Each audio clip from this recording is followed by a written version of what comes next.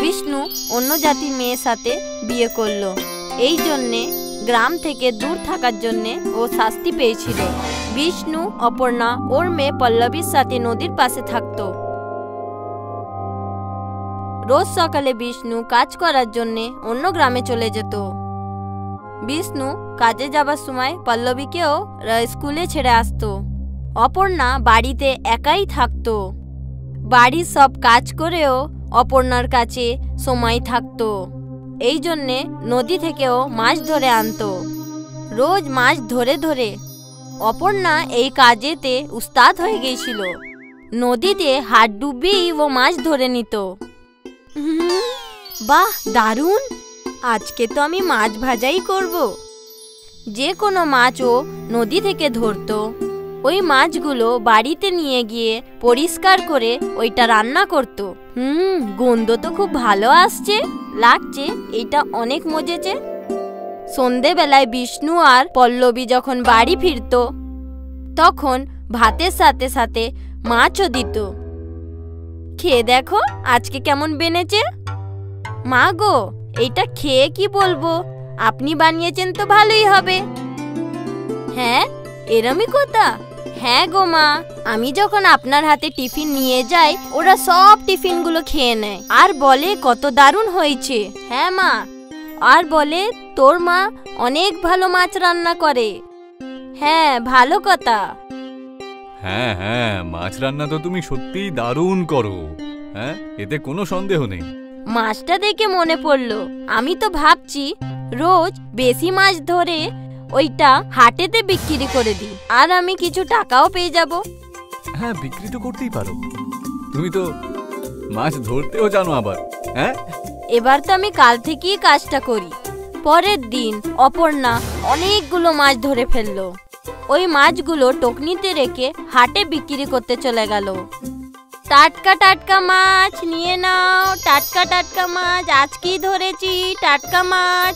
এইটা মিষ্টি পানির মাছ না গো বৌমা, এইটা তো নুনতা জলের মাছ আর এইটা নদী থেকে ধরেছি। না না না না, এটা আমায় চাই না।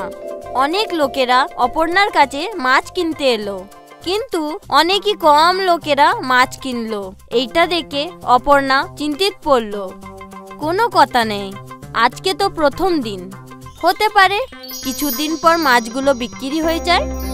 অপর্ণা নিজেকে বুঝাতে লাগলো আর টকনিটা নিয়ে বাড়ির দিকে বেরিয়ে পড়লো। পরের দিন অপর্ণা আবার টাটকা মাছ ধরলো আর ওইগুলো বিক্রি করার জন্যে হাটে আবার চলে গেল। মাছ নিয়ে নাও, টাটকা মাছ নিয়ে নাও, টাটকা মাছ। ওরমই ছিল পরের দিনের মতন, বিক্রি হচ্ছিল না। কয়েকদিন এরমই চলল। তখন অপর্ণা আবার চিন্তিত হয়ে গেল।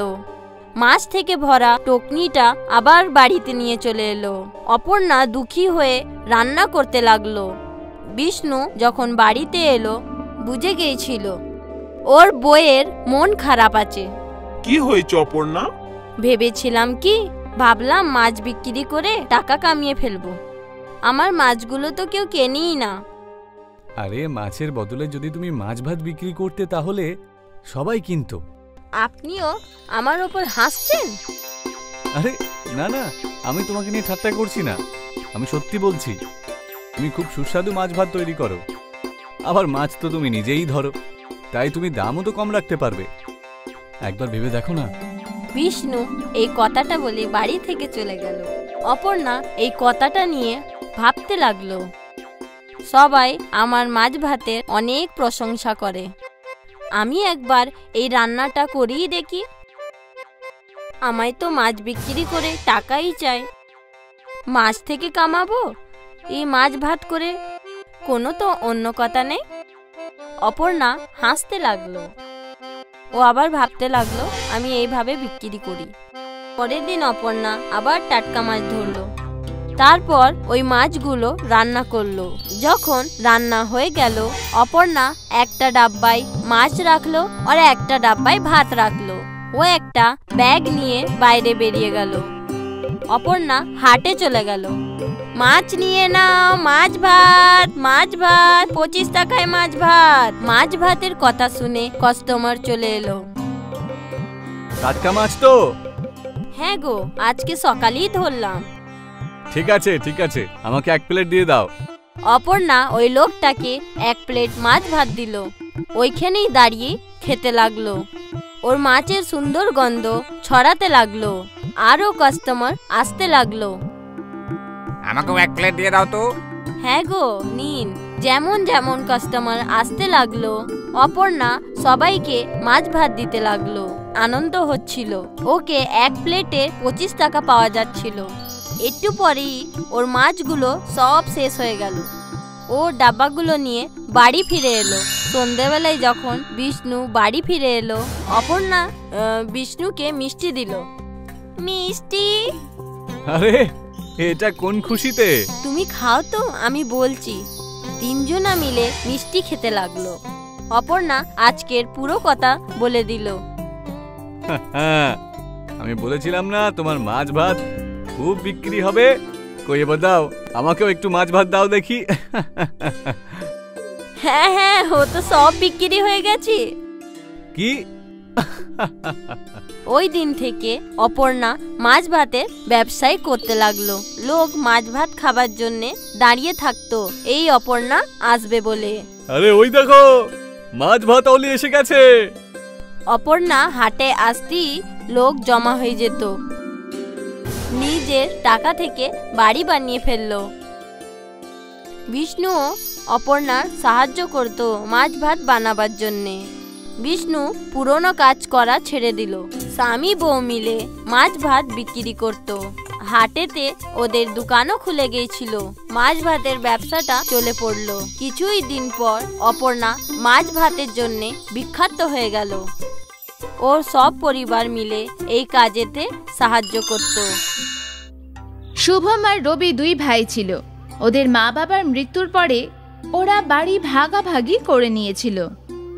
অর্ধেক ভাগে বড় ভাই রবি নিজের স্ত্রীকে নিয়ে থাকতো, আর অর্ধেক ভাগে শুভম স্ত্রী সাধনার সাথে থাকতো।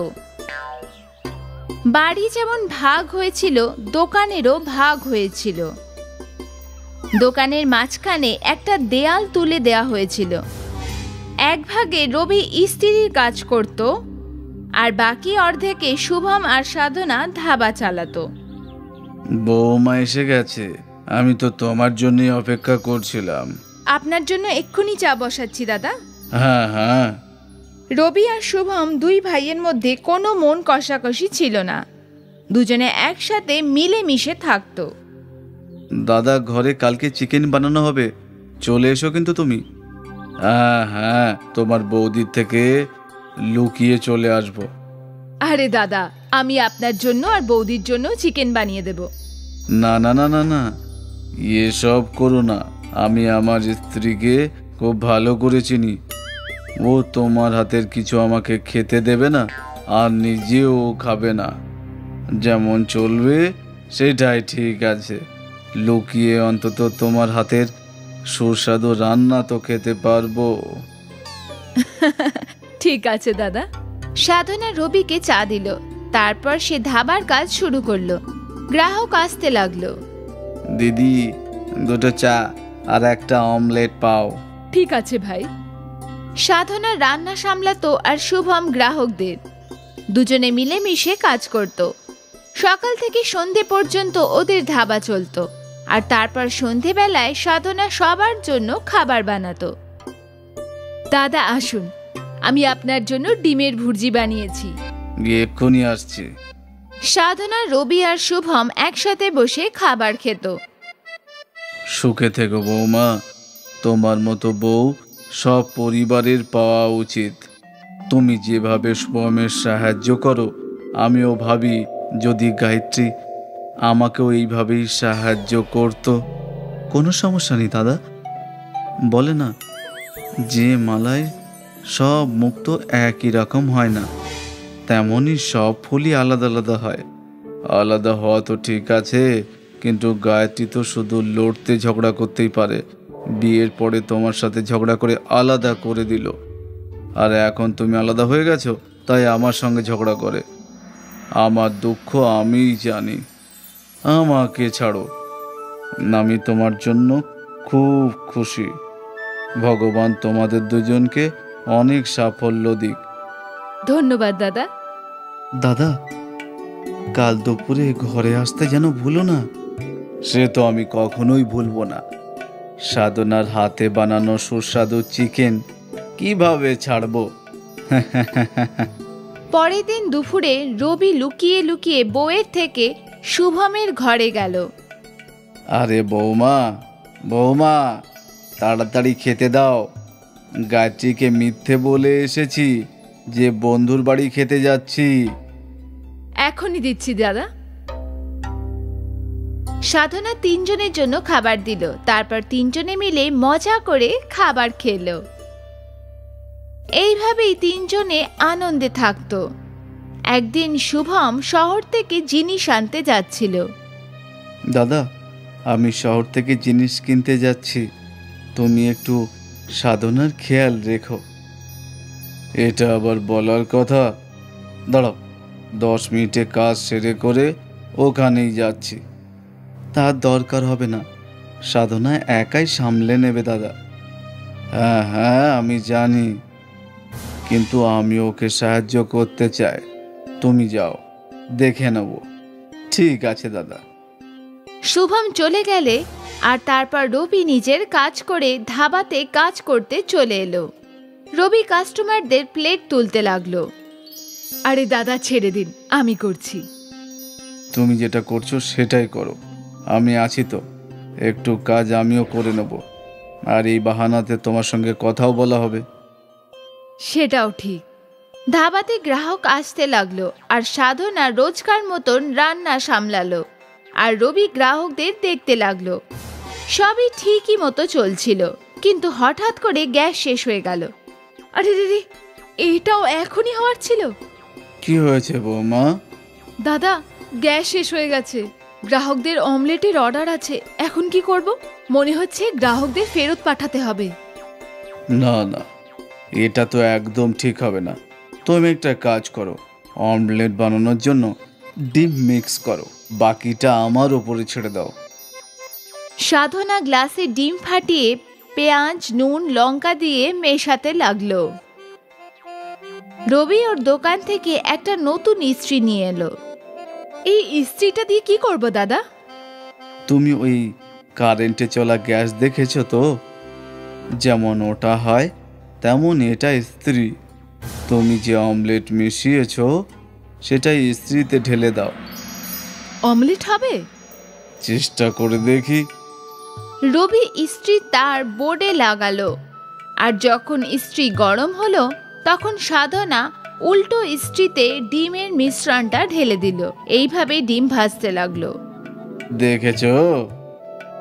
মোটামুটি 2 মিনিটে অমলেট তৈরি হয়ে গেল। সাধনা অমলেট প্লেটে করে গ্রাহকদের কাছে নিয়ে গেল। আরে, এটা কেমন অমলেট? ত্রিকোণ আকারের। এটা নতুন দাদা, আপনি খেতে দেখুন। ওই গ্রাহক সেই অমলেটটা খেলো আর ওর সেটা খুবই সুস্বাদু লাগলো। খেতে তো খুবই সুস্বাদু হয়েছে, আর দেখতেও একেবারে নতুন। ওইটা দেখে অন্য গ্রাহকরাও ত্রিকোণ আকারের অমলেটের অর্ডার দিল। আমাকে ওই রকমই ত্রিকোণ অমলেট দিন। আমাকেও। সাধনা ইস্ত্রিতে ত্রিকোণ অমলেট বানাতে লাগলো আর গ্রাহকরা মজা করে খেতে লাগলো। কয়েক ঘন্টা পরে শুভম জিনিস নিয়ে ফিরে এলো। তখন ধাবাতে ভিড় দেখে অবাক হয়ে গেল। আরে, এত ভিড় কেন? এই ভিড় দাদার স্ত্রীর অমলেটের জন্য। স্ত্রীর অমলেট? রবি শুভমকে স্ত্রীর অমলেটের ঘটনা বলল। আরে দেখ, ত্রিকোণ অমলেট খাওয়ার জন্য কত ভিড় হয়েছে। বাহ দাদা, তুমি তো একেবারে কামাল করে দিয়েছো। আর তারপর তিনজনে মিলে গ্রাহকদের অমলেট দিতে লাগলো। ত্রিকোণ অমলেটওয়ালা ধাবা বিখ্যাত হয়ে গেল। সাধনা আর শুভম সোশ্যাল মিডিয়াতে ভাইরাল হয়ে গেল। একদিন রবি বাড়িতে বসে খাবার খাচ্ছিল। তুমি সাধনা আর শুভমের উন্নতির কথা শুনেছো? শুধু শুনিনি, দেখেছি। ওদের ধাবাতে এত ভিড় থাকে যে কখনো কখনো ভাবি যদি আমাদের ভাগাভাগি না হতো, আমরা দুজনে একসঙ্গে কামাতাম, আমার কাছেও শুভমের মতো পয়সা হতো। আমরা কি একবার শুভমের সাথে এই ব্যাপারে কথা বলতে পারি? কি কথা বলবো? তুমি বলো দুটো দোকান একসাথে করে বড় ধাবা খুলবো। কিন্তু তুমি যদি আবার ঝগড়া করো তাহলে? আমি কি পাগল নাকি যে লক্ষ্মী আসার পথ বন্ধ করে দেব? ঠিক আছে। রবি তো মনে মনে খুব খুশি হলো। ও তো প্রথম থেকেই সেটাই চাইছিল। কিছুদিন পরে দুটো দোকান এক হয়ে গেল আর ধাবা বড় হয়ে গেল। শুভম, রবি আর সাধনা মিলে ধাবা সামলাতে লাগলো। স্ত্রীর অমলেটের জন্য শুধু রোজগারই বাড়ল না, ওদের ভেঙে যাওয়া সংসার আবার জোড়া লেগে গেল।